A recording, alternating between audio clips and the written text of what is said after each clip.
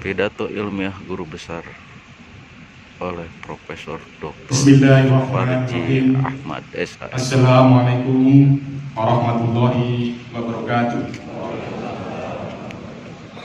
Yang saya muliakan Bapak Rektor, Bapak Ibu Wakil Rektor Universitas Al-Azhar Indonesia, Bapak Ibu anggota Senat Akademik Universitas Al-Azhar Indonesia, Bapak Jaksa Agung Republik Indonesia yang hadir secara virtual, Bapak Pembina, Bapak Pengawas, Bapak Pengurus Yayasan Pesantren Islam Al-Azhar, para guru besar, anggota Dewan Perwakilan Rakyat Republik Indonesia, pejabat pemerintah, Bapak Ibu Dekan, Ketua Lembaga dan Unit Kerja, dosen dan karyawan lingkungan Al-Azhar Indonesia, Bapak dan Ibu, para undangan, keluarga, para sahabat, teman sejawat, saudara-saudara, mahasiswa-mahasiswi, dan hadirin yang saya muliakan, serta para jamaah webinar yang terhubung melalui Zoom dan YouTube. Pertama-tama, marilah kita panjatkan syukur kehadirat Allah Subhanahu wa Ta'ala yang telah melimpahkan karunia, kenikmatan, dan kelapangan hati kepada kita, sehingga kita dapat berkumpul di ruangan ini untuk mengikuti sidang terbuka Senat Akademik Universitas Al-Azhar Indonesia. Sholawat dan salam marilah kita haturkan, kita lantunkan pada junjungan kita Nabi Muhammad SAW beserta keluarga, para sahabat, dan para pengikutnya yang senantiasa istiqomah menjadi insan yang bertakwa. Melalui podium yang sangat terhormat dan terpelajar ini, izinkan saya menyampaikan terima kasih dan penghargaan yang istimewa kepada Bapak Ibu hadirin yang telah meluangkan waktu, tenaga, dan pikiran untuk menghadiri dengan seksama mengikuti acara hari ini. Dengan tulus dan dari hati yang paling dalam, saya mohon untuk diperkenankan menyampaikan pokok-pokok pikiran sebagai bagian pertanggungjawaban ilmiah dari naskah pidato pengukuhan guru besar ilmu hukum Universitas Al-Azhar Indonesia dengan judul Kontekstualisasi Keadilan Sosial atau Social Justice dalam Sistem Hukum Indonesia melalui pendekatan ekonomi Analysis of Law. Hadirin yang kami muliakan, dari judul tersebut ada 4 variabel yang perlu saya bahas. Pertama adalah kontekstualisasi, kemudian yang kedua adalah nilai keadilan sosial, dan yang ketiga adalah sistem hukum Indonesia, dan yang keempat adalah pendekatan ekonomi analisis of law. Secara sederhana, pola pembahasan saya terinspirasi dari film Rudy Habibie. Pak Habibie secara sederhana ketika mengatasi suatu masalah adalah fakta, solusi, fakta, masalah, dan solusi. Berangkat dari fakta, dirumuskanlah suatu masalah, dan pada akhirnya harus ada sebuah solusi. Fakta adalah merupakan sebuah landasan, sebuah urgensi, dan dalam konteks tema yang saya coba angkat adalah fakta berangkat yang paling mendasar, fakta tentang keadilan berdasarkan Al-Quran. Bahwa di dalam Al-Quran sudah sangat jelas, surat An-Nisa ayat 58, sebagaimana yang kita dengarkan tadi, sesungguhnya Allah menyuruh kamu menyampaikan amanat kepada yang berhak menerimanya, dan menyuruh kamu apabila menetapkan hukum di antara manusia supaya kamu menetapkan dengan adil. Sesungguhnya Allah memberi pengajaran yang sebaik-baiknya kepadamu. Sesungguhnya Allah adalah mendengar lagi maha melihat. Dari ayat tersebut kita bisa melihat betapa pentingnya tentang sebuah keadilan, betapa sangat seriusnya agama Islam memperhatikan terhadap suatu keadilan. Lebih lanjut dalam An-Nisa ayat 135, wahai orang-orang yang beriman, jadilah kamu orang-orang yang benar-benar penegak keadilan, menjadi saksi karena Allah, biarpun terhadap dirimu sendiri atau ibu bapak dan kaum kerabatmu. Jika ia kaya ataupun miskin, maka Allah tahu kemaslahatannya. Maka janganlah kamu mengikuti hawa nafsu karena ingin menyimpang dari kebenaran. Dan jika kamu memutarbalikkan kata atau enggan menjadi saksi, maka sesungguhnya Allah Maha mengetahui segala apa yang kamu kerjakan. Dari ayat tersebut dapat kita petik sebuah ajaran bahwa betapa suatu harusan kita semuanya untuk bertindak adil, tidak boleh berlaku diskriminatif kepada siapapun, harus apa adanya. Kemudian lebih lanjut Al-Maidah ayat 5, hai orang-orang yang beriman, hendaklah kamu jadi orang-orang yang selalu menegakkan kebenaran karena Allah, menjadi saksi dengan adil, dan jangan sekali-kali kebencianmu terhadap satu kaum mendorong kamu untuk berlaku tidak adil. Berlakulah adil, karena adil itu lebih dekat dengan takwa, dan bertakwalah kepada Allah, sesungguhnya Allah Maha mengetahui apa yang kamu kerjakan.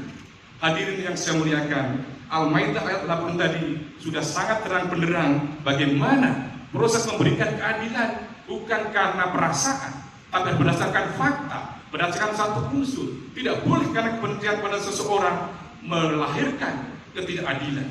Hadirin yang saya muliakan, dari apa yang saya sampaikan tadi, memberikan sandaran tentang standar keadilan menurut perspektif teologis, menurut perspektif etis, yaitu adanya kebijaksanaan, adanya keberanian, dan adanya sebuah kesederhanaan, dan ada kebajikan yang berdiri atas equilibrium dan moderat dalam tingkah laku.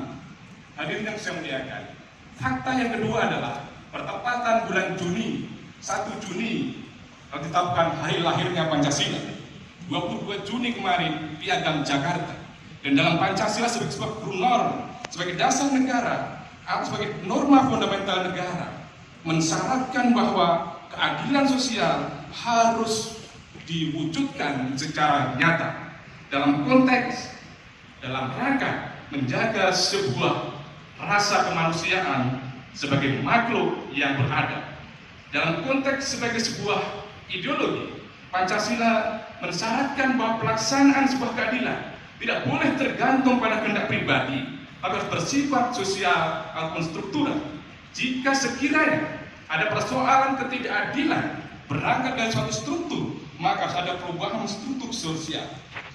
Dalam konteks keadilan Pancasila, sesungguhnya adalah keadilan berdasarkan hati nurani. Bagaimana ada rule of law, ada bagaimana rule of justice. Sesungguhnya suara hati nurani yang paling dalam adalah kebenaran, dan kebenaran adalah sebuah keadilan. Di sini sebetulnya fakta yang kedua yang perlu kita cermati di narasi itu, bagaimana Pancasila mensyaratkan adanya sebuah keadilan.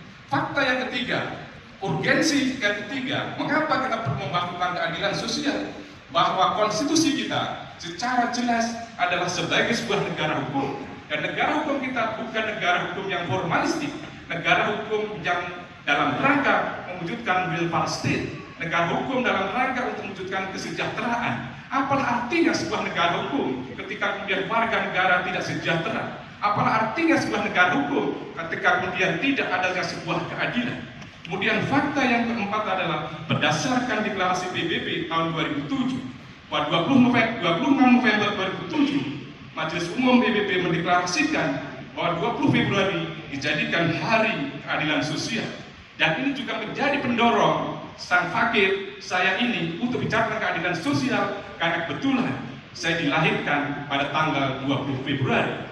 Dengan demikian, Bapak sekalian, bahwa dalam konteks deklarasi PBB tadi didorong untuk menciptakan sebuah keadilan, mengatasi masalah kemiskinan, masalah kemunculan, ketidaksetaraan gender, pengangguran, asasi manusia, dan perlindungan sosial. Hari Keadilan Sosial dimaksudkan untuk mengatasi berbagai macam tindakan-tindakan yang tidak adil. Hadirin yang saya muliakan, fakta yang kelima adalah tentang teori keadilan sosial, bahwa sudah banyak ahli-ahli hukum yang menciptakan teori-teori tentang keadilan, mulai dari Aristoteles yang membedakan keadilan distributif, keadilan kumulatif, keadilan vindikatif, dan lain sebagainya. Dalam konteks ini, bagaimana keadilan dimaknai, membagi atau menebar keadilan kepada orang-orang yang sesuai dengan keadilannya, tidak membedakan posisi atau kedudukan, kemudian sebagai balasan atas kejahatannya. Sementara ahli hukum yang lain, John Rawls misalnya, bicara tentang keadilan sosial, dipertanggungjawabkan secara objektif dalam perspektif demokrasi dan pendekatan kontra. Prinsip keadilan adalah berdasarkan hasil kesepakatan bersama dari semua person yang bebas, rasional, dan sederajat.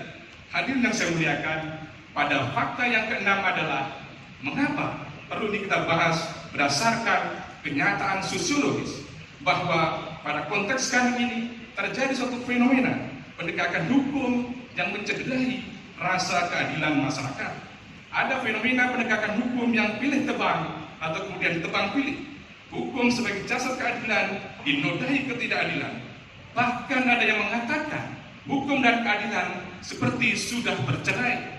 Hukum dan keadilan seperti dipandang sebagai sesuatu yang sempit, dipandang sebagai sesuatu yang normatif. Hukum belum dekat dengan nilai-nilai moral dan etika.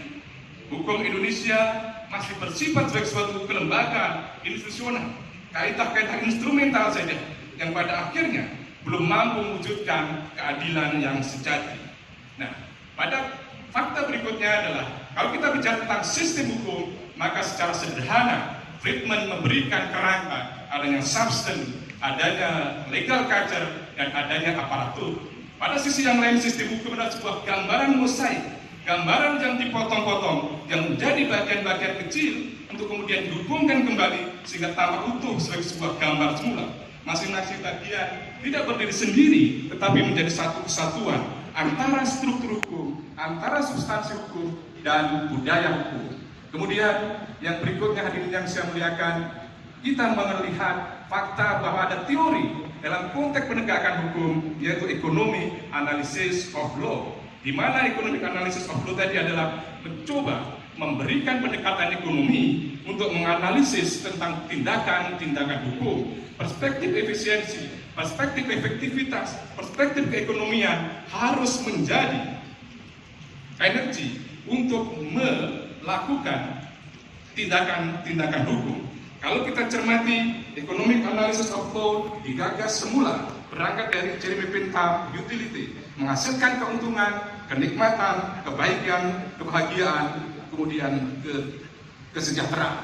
Pada sisi yang lain, kemudian Richard Posner mengembangkan adanya akulturasi hukum dan ekonomi yang bertujuan memberikan rasionalitas dalam penegakan hukum dan efisiensi hukum. Namun demikian, dalam konteks pendekatan ekonomi, kita terjebak pada teori-teori ekonomi besar yang kemudian tidak setara, tidak sesuai dengan kondisi sosiologis bangsa. Maka kadang berkembang teori ekonomi heterodoks, teori yang menyempal dari teori yang dikenal umum, yaitu ekonomi pasar dan teori radikal, di mana teori heterodoks mengakui kearifan lokal, mengakui keberadaan UKM, lembaga sosial, dan berbagai macam potensi-potensi ekonomi. Bahwa dalam konteks ini, Bapak sekalian yang saya hormati, permasalahannya adalah bagaimana kontekstualisasi keadilan sosial tersebut dalam sistem hukum Indonesia dengan pendekatan ekonomi analisis of law. Pada bagian pertama tadi saya sampaikan tentang fakta-fakta sosiologis, fakta juridis, teoritis, dan sebagainya, sehingga persoalan berikutnya adalah bagaimana itu diimplementasikan tentang keadilan sosial. Maka dari permasalahan tersebut, izinkan saya sekedar memberikan satu gambaran untuk memperbaiki hukum dalam rangka kebijakan kerja sosial, yaitu hukum yang sesuai dengan aspirasi masyarakat, baik masa kini maupun masa yang akan datang, memberikan perlindungan dan penghormatan terhadap hak asasi manusia, mempunyai daya laku yang efektif dalam masyarakat secara keseluruhan, prosesnya yang benar-benar memperhatikan tertib perundang-undangan, dan yang terpenting adalah adanya unsur prediktabilitas, ada unsur stabilitas, dan adanya unsur keadilan, sehingga aturan hukum itu tidak mudah berubah, sehingga aturan hukum itu tidak tumpang tindih, sehingga aturan hukum itu tidak saling bertentangan. Dengan kata lain, bahwa melalui pendekatan economic analysis of law tentang keekonomian tadi itu, para penyusun undang-undang, para penyusun satu kebijakan mestinya berpikir efektivitas dan efisiensi, sehingga kemudian tidak sia-sia proses yang hukum yang berjalan karena kemudian harus dibatalkan, harus ditinjau kembali, atau kemudian harus direvisi kembali. Hukum yang tidak efisien akan menambah biaya transaksi. Biaya transaksi yang rendah dapat terjamin bila hukum itu berkualitas baik. Pengadilan dan birokrasi akan memiliki sarana yang baik seandainya aturan-aturan itu juga baik. Bahwa pada saat ini kita apresiasi langkah-langkah pemerintah untuk mendorong peningkatan ekonomi, mendorong kemudahan berbagai macam birokrasi maupun regulasi. Salah satunya misalnya adanya aturan di dalam Undang-Undang Nomor 11 Tahun 2020 tentang Cipta Kerja yang memungkinkan adanya pembentukan perusahaan perseorangan. Dengan demikian UKM-UKM itu bisa eksis, bisa bersaing, bisa berkompetisi. Atau yang paling aktual adalah kita apresiasi apa yang dilakukan oleh Presiden dengan mengeluarkan instruksi Presiden Nomor 4 Tahun 2022 tentang percepatan penghapusan kemiskinan ekstrim. Terlepas dari apresiasi tersebut, menunjukkan indikasi bahwa di negara ini masih terjadi kemiskinan, masih terjadi kesenjangan sosial, masih terjadi ketidakadilan. Maka adanya langkah-langkah tersebut. Yang kedua, dalam perspektif struktur hukum, maka harus ada supaya sungguh-sungguh, dan ini tidak sekedar jargon, bagaimana memberantas mafia peradilan sehingga peradilan berlangsung secara ekonomis, memberantas adanya korupsi di pengadilan, dan mencegah misalnya lapas hutan yang kelebihan daya tampung. Karena pada faktanya adalah ketika proses hukum berjalan mestinya penyidik, penuntut, hakim ketika akan memutuskan berpikir bagaimana biaya perkaranya, bagaimana kondisi lapasnya, bagaimana beban negara dan sebagainya. Karena sesungguhnya banyak juga anggaran-anggaran negara yang tersedot untuk mengatasi masalah hukum, misalnya biaya makan di lapas dan sebagainya. Jadi dalam konteks struktur hukum ini diharapkan penegakan hukum berlangsung secara transparan, akuntabel, berkualitas, serta tidak memihak pada satu pihak, tetapi hanya memihak pada kebenaran, keadilan dan masyarakat. Penegak hukum ketika melakukan legal acts, melakukan tindakan hukum harus perhatikan aspek ekonomi. Sekali lagi, bahwa harus berpikir tentang keekonomian supaya negara ini tidak memiliki beban yang besar untuk menyelesaikan satu masalah hukum. Akan lebih baik misalnya uang-uang untuk sidang, uang untuk lapas, untuk beasiswa sekolah, untuk membangun jalan dan sebagainya. Ini harus menjadi sebuah kesadaran nyata di kalangan aparat penegak hukum sehingga tidak sekedar menjalankan tugas dan kewenangan tanpa berpikir tentang beban negara. Pada sisi yang ketiga adalah solusi pada perspektif budaya hukum harus mencegah terjadinya penegakan hukum yang berlebihan atau ultra low, atau mencegah hukum yang saling melapor, fenomena reformasi, fenomena keterbukaan. Pada satu sisi kita apresiasi adanya kesadaran hukum menyelesaikan masalah hukum melalui jalur hukum, tetapi kemudian jalur hukum akhirnya selalu menjadi tempat untuk menyelesaikan yang mestinya budaya kita adalah budaya musyawarah, budaya memaafkan, itu lebih ditonjolkan. Mencegah adanya budaya zero sum game atau kemudian IJTB, di mana dalam arti saling melaporkan tadi. Kalau ada orang dilaporkan, ganti melaporkan dan sebagainya. Dan yang terpenting adalah bagaimana melakukan analisis efisiensi, analisis cost yang dikeluarkan. Pada akhirnya, hadirin yang saya muliakan, sesungguhnya apa yang saya sampaikan tadi itu adalah sekedar sebagai peringatan kita bahwa negara Indonesia, negara Pancasila, di mana sila kelima menggambarkan cita-cita bangsa untuk mencapai kehidupan yang adil dan makmur, adil dalam kemakmuran dan makmur dalam keadilan. Keadilan sosial bagi seluruh Indonesia, bukan keadilan bagi sekelompok atau segelintir orang.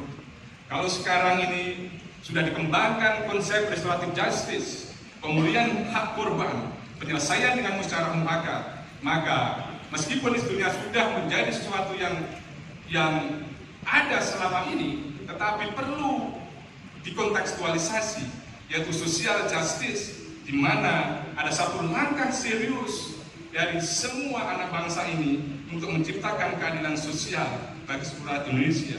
Konteks pemidanaan harus berpikir tentang bagaimana memperhatikan efektivitas, memperhatikan efek jera, dan kemudian memperhatikan dampak yang optimal. Hadirin yang saya muliakan, saya kira apa yang saya sampaikan tadi adalah sekedar bagian sebuah inspirasi dan mengingatkan kembali untuk kita secara sungguh-sungguh menegakkan nilai-nilai ideologi Pancasila, menegakkan nilai-nilai konstitusi, dan itu adalah bagian dari ibadah. Karena itu adalah amanah, adalah ayat yang ada dalam Al-Quran. Bapak Rektor, anggota Senat, Pak Jaksa Agung, para kebesaran dan hadirin yang saya muliakan.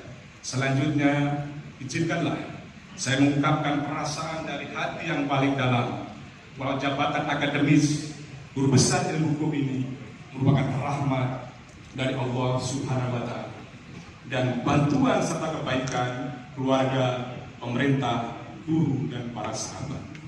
Melalui yang terhormat dan pelajar ini, saya sangat menyampaikan rasa syukur yang tidak henti kepada Allah, karena saya menganggap ini adalah suatu mukjizat, suatu yang sepertinya tidak terjadi. Ketika saya kecil, membayangkan lulus SD saja sepertinya susah, karena belajar dengan tindir, dengan lampu yang minyak, yang kadang mati, yang kadang kena angin, sekolah yang dengan tanpa alas kaki. Dan sekarang saya di hadapan guru besar yang mulia, dan hadirin yang hadir pada kesempatan kali ini diberikan kesempatan untuk berorasi sebagai seorang guru besar. Sekali lagi, ini adalah suatu mukjizat, tiada henti. Saya bersyukur kepada Allah Subhanahu wa Ta'ala. Sholawat dan salam kembali saya lantunkan kepada Nabi Muhammad, kepada para sahabat, para ahli agama, para ulama yang telah memberikan pencerahan dan menekankan betapa pentingnya mencari ilmu. Kepada Bapak Menteri Pendidikan, Budaya, Riset dan Teknologi, kepada Dirjen Pendidikan Tinggi Kementerian Pendidikan, Riset dan Teknologi, Direktur Sumber Daya dan Direktur Pendidikan Tinggi, atas amanah yang diberikan kepada saya untuk memangku jabatan sebagai guru besar dari bidang ilmu hukum, kami mengaturkan banyak terima kasih. Kepada Bapak Rektor, Bapak Wakil Rektor, dan seluruh anggota Senat Akademik, saya mengaturkan banyak terima kasih yang telah menyetujui, yang telah mendukung, dan telah mendorong pengajuan usulan guru besar itu. Kepada Bapak Jaksa Agung yang telah berkenan memberikan ulasan orasi ilmiah, saya aturkan banyak terima kasih. Ini bagian sebagai suatu penghargaan. Secara khusus, saya ingin sampaikan kepada pembina, Prof. Jimli, kepada pengurus, kepada pengawas, yang telah memberikan kesempatan saya untuk belajar mengerti Dutas Al-Azhar Indonesia. Karena sesungguhnya saya tidak pantas menjadi bagian dari Al-Azhar. Dari sisi nama saja, nama saya adalah nama yang tidak pantas berada di lingkungan Al-Azhar. Harusnya nama Arab ya. Nama saya kadang menjadi bahan bulian teman-teman, karena memberikan plesetan dalam perspektif bahasa Arab yang maknanya adalah kurang positif. Tetapi orang tua saya Suparji itu kan Faraj itu kan pagi nanti. Suparji lahir bulan Safar tanggal 1. Oh, maksudnya Safar tanggal 1. Oh, lain di Arab kan, namun di Arab kan. Saya memiliki niatan yang baik, dan ini adalah menunjukkan bagaimana Bulan Safar, bulan Hijri, tanpa berpikir tentang makna-makna lain. Sekali lagi, ya, kami haturkan terima kasih kepada lawan makna bahasa Arab kan artinya kan Islam Al-Azhar, pembina, pengurus maupun pengawas, rektor, dekan, dan seterusnya.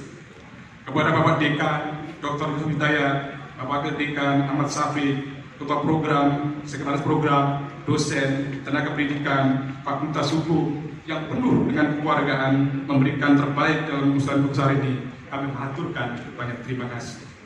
Kepada para dekan, kepada para wakil dekan, Ketua Program Studi Dutas Al-Azhar Indonesia yang selalu bekerjasama, saya mengaturkan banyak terima kasih. Secara khusus tentunya saya mengatur kepada Profesor Dr. Agus Surono, namun berhalangan hadir, yang telah banyak membantu sebagai senior, sebagai mentor. Saya mengaturkan banyak terima kasih. Kepada Profesor Dr. Gunarto, saya mengaturkan banyak terima kasih. Beliau sebagai senior di HMI Cabang Semarang yang sangat ikhlas dan sangat antusias membantu dalam proses pengusulan guru besar. Beliau dengan sangat terbuka, dengan lapang dada setiap saat dihubungi bisa berkenan memberikan review, memberikan penilaian terhadap jurnal saya ajukan. Terima kasih Prof. yang telah datang jauh-jauh dari Semarang. Semoga sehat selalu dan bahagia selalu. Selanjutnya kepada Profesor Arif Hidayat, Ketua Mahkamah Konstitusi, Dekan Fakultas Hukum UNDI, sekarang anggota Mahkamah Konstitusi, Guru Besar Fakultas Hukum UNDI, dosen yang banyak memberikan inspirasi, banyak memberikan pengetahuan ketika saya belajar di Fakultas Hukum UNDI. Terima kasih Prof atas perhatiannya, atas pelajarannya, atas pengetahuannya, atas inspirasinya. Semoga Prof Arif Hidayat senantiasa sehat, sukses, dan bahagia selalu. Kepada Prof Arif Satria, Rektor IBB, Ketua Umum ITSI, teman seperjuangan di BBH ini. Namun secara khusus, beliau adalah sesungguhnya tetangga di Teloyo, Klaten. Oh. Karena istri beliau adalah tetangga saya di daerah Wonosari, Klaten itu. Oh, gitu. Sekali lagi Prof Arif, terima kasih atas segala perhatian, atas segala dukungan dan kehadiran. Kepada Prof Rafiq Karsidi yang pernah menjadi rektor UNS 2 kali, sekarang staf khusus Menteri Koordinator Bidang Pembangunan dan Budayaan, senior di HMI, yang secara khusus adalah teman bolak-balik Solo Jakarta. Oh, di kereta. Karena saya sering ketemu beliau ketika perjalanan dari Solo atau perjalanan dari Jakarta dalam rangka mencari sesuap nasi, dalam rangka menambah amal ibadah. Sekali lagi Prof Rafiq, terima kasih atas perhatiannya, terima kasih atas kehadirannya, sungguh luar biasa. Pada Prof Laudi, kemudian Prof Ila, kemudian para guru besar yang lainnya, terima kasih. Prof Laudi, senior yang sungguh sangat luar biasa. Satu kalimat yang terngiang dalam kuping saya adalah bagaimana kita membangun sebuah institusi, tapi kemudian tidak lupa turun ketika menghadapi sebuah kejayaan. Jangan berhenti, jangan turun sebelum tahu tangan berhenti. Artinya kita harus senantiasa berprestasi dan jangan lupa kepada generasi berikutnya. Prof Aidul Fitri yang menjadi Ketua Komisi Yudisial Dekan Fakultas Hukum UNDI, Guru Besar Ilmu Hukum Kementerian Surakarta, senior di HMI. Terima kasih Kang Aidul, sungguh luar biasa. Kebetulan anak saya adalah murid Prof Aidul di Fakultas Hukum Kementerian Surakarta. Sekali lagi Kang Aidul, kiprahnya masih tumbuh di negara yang kita cintai. Pada Prof Beni yang pernah menjadi kepala BPHN, Dirjen Pembentukan Peraturan Perundang-undangan, Dekan Fakultas Hukum UNDI, dan Guru Besar Ilmu Hukum, dan dosen ketika saya kuliah yang telah banyak memberikan bimbingan dan perkenan hadir di Jawa Semarang, kami haturkan banyak terima kasih. Terima kasih Prof Beni.